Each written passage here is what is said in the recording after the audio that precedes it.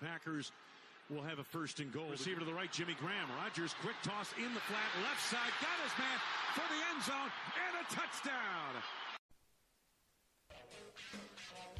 First and Goal podcast on Spreaker.com. And we're now on all your favorite platforms: iHeartRadio, Spotify, CastBox, Google Podcasts, Tumblr, YouTube, and SoundCloud. You can always follow us on Twitter at First and Goal Pod and our Facebook page, facebook.com/First and Goal Pod 33. Get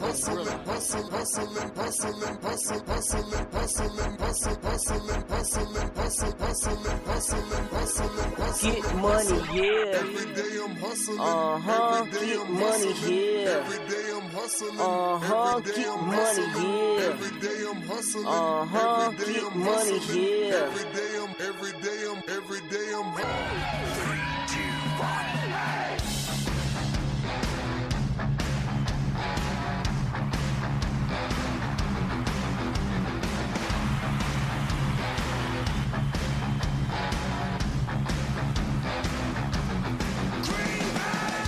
And welcome everybody to another live edition of First and Goal with me, your founder and producer, Jay, in the UP.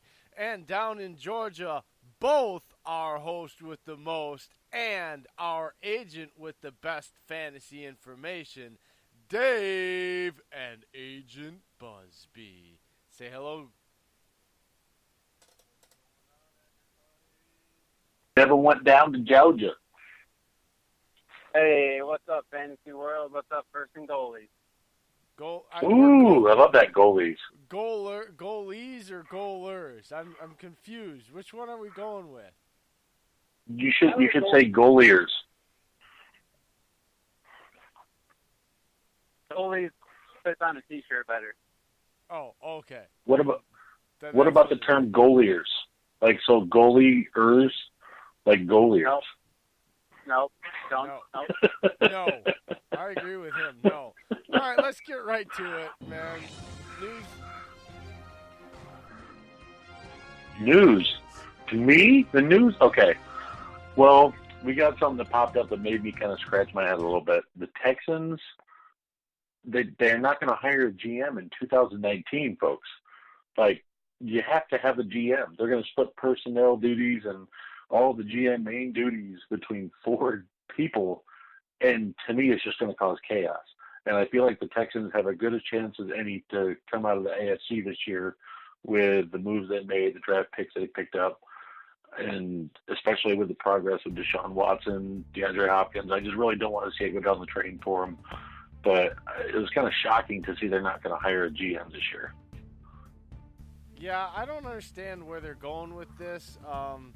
GM's a very important position on any NFL team. I don't get why you just like, oh yeah, we're just not going to have a GM. I mean, I'm not trying to pick on them, but, I mean, come on. And then the other thing that had come up today was Wisconsin Badger went to the Chargers. Melvin Gordon said either pay me or trade me. Well, that's kind of shocking because figure like the unity I've been seeing from the Chargers, it's shocking to see. And then on top of that, I got to go right into it. I got to find out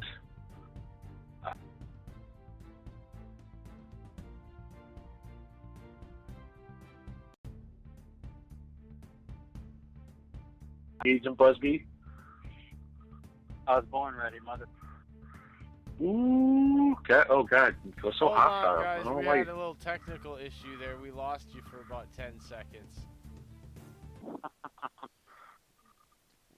So, are we good now, Jay? We're good now. We're definitely good now, but you were gone for like a whole 10 seconds while I scrambled to figure out why all of a sudden your feed came off my board.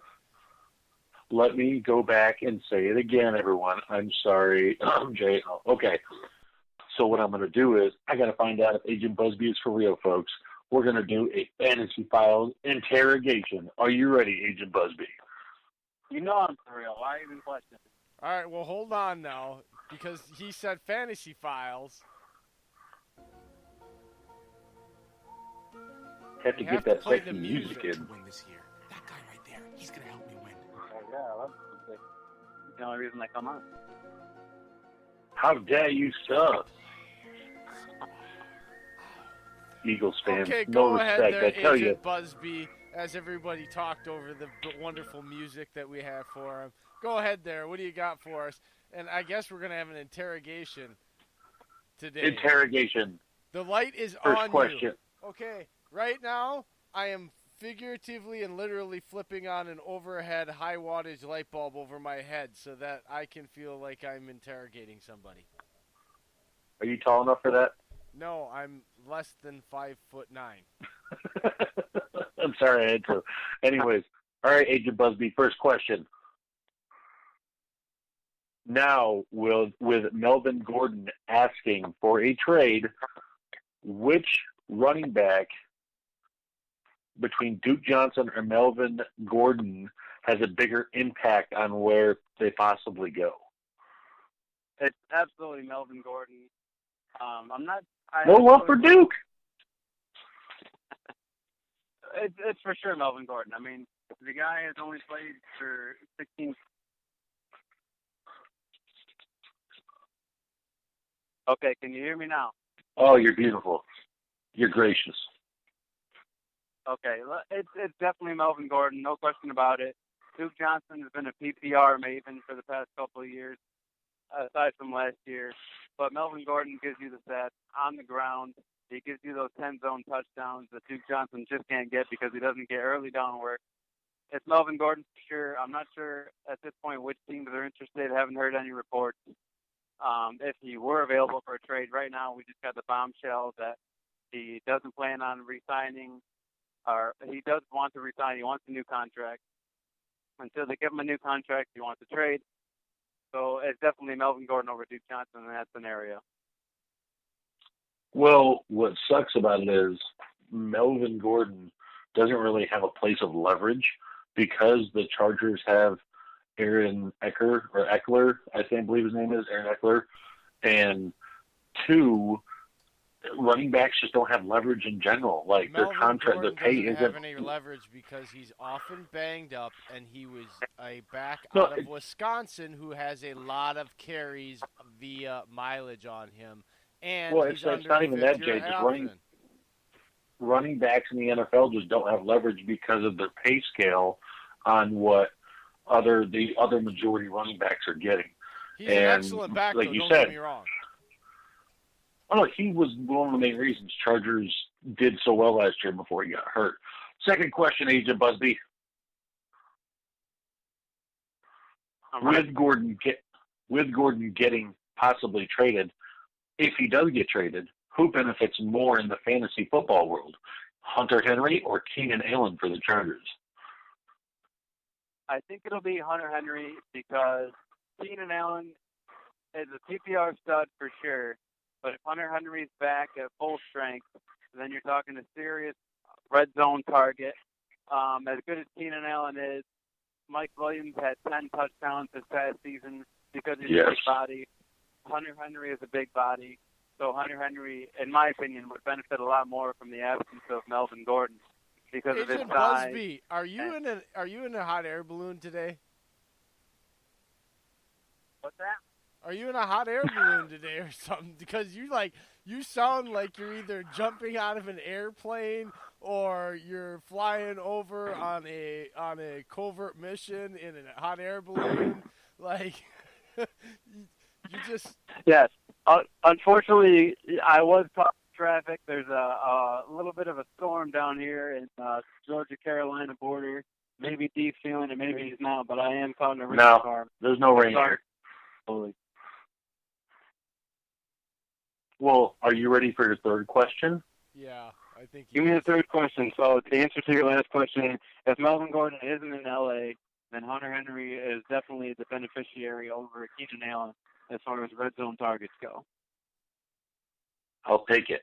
Question 3. Who do we pick? If we had the first pick in a PPR league, who do you pick? Antonio Brown or DeAndre Hopkins? DeAndre Hopkins, no doubt about it. Antonio Brown is transitioning from Hall of Famer Ben Roethlisberger to Derek Carr, who's definitely been efficient. I've seen a lot of good stats on Derek Carr, despite having little to no talent to throw to last year. You know, the Jordy Nelson experiment didn't work. Amari Cooper was obviously traded to Dallas, and there ended up being Seth Roberts and a few other no-names other than Jared Cook. But I would definitely take DeAndre Hopkins over Antonio Brown. DeAndre Hopkins is going in the middle of the first round in most mock drafts. Antonio Brown is going near the middle of the second round. I'm going D-Hop all day long over Antonio Brown in PPR. Yeah, for sure. Good I mean, man. the last 8 Good years, man. Antonio's the stud, putting up the touchdowns on the yardage, but it's just not the same quarterback, not the same system. True. I mean, we'll see if Antonio's for real. Here's one quickly. Honestly, I know it's going to be a dumb question, but what the hell is the difference between PPR and standard point system leagues, man? Come on, like, I've only played the regular ones. I keep hearing about these PPR leagues. I'm getting confused now. Well, good question, Jay. So for the beginners to fantasy football, if you are choosing between PPR and standard, I'd go PPR all day long. In a standard league, the most important thing is touchdowns and yardage, whereas in PPR, meaning points per reception, each player gets a single point per catch. So guys like Tariq Cohen may not have as much value in a standard league where touchdowns, yardage are more valuable because those are the stats that come out and not the receptions. But if you go to a PPR league, guys like Tariq Cohen, James White, who had, I think, 80 catches last year, Christian McCaffrey, those type of guys become a lot more valuable in a point per reception and even a half point per reception league, which is also out there, which is what I'm tending to prefer. I like the half point per reception. That way you don't get too much of an advantage for guys like, McCaffrey and such, Kamara, those guys. I think I just understand why my fantasy leagues have always stunk in my teams. I should be in a PPR league because my logic is so flawed for a standard point system league. I'm just swimming in. I've been in the wrong league all this time, and I guess I never had anybody smarter than me to ask about it. Yeah, you should definitely be in a PPR league. Way more fun. You don't need to limit the ways you can score points in fantasy football. He's still swimming in the kiddie pool. Except if you're talking two quarterback leagues, then get out of here. I'm not a fan. Ooh, he said it ain't good enough. Get out of here. Get out of here. Hey, Jimmy, get this guy out of here. He's a bum. Okay. All right. Oh, my God. We all got done with our freaking Dago accents there. Like, all right now. Woo! Wow, that was interesting. Actually, I'm having actually, flashbacks Jade, to hold my on one second. childhood. What? Hold on, I got to give a shout out real quick to a group on Facebook that I'm a part of, and they have 2 pages. It's called NFL Addiction. If you want to go talk some great football, folks, please go there. They have over 26,000 members. Everyone's engaged, respectful, and you're able to go there. We're going to start promoting our podcast in that group, and you'll be able to hear a lot of the episodes in there too if you click on the links in there. And they also have something called Raz Addiction, where it's raffles, and you get to go in, and they have all kinds of stuff. I just won an NFL tailgating kit worth $240 plus tax for $45.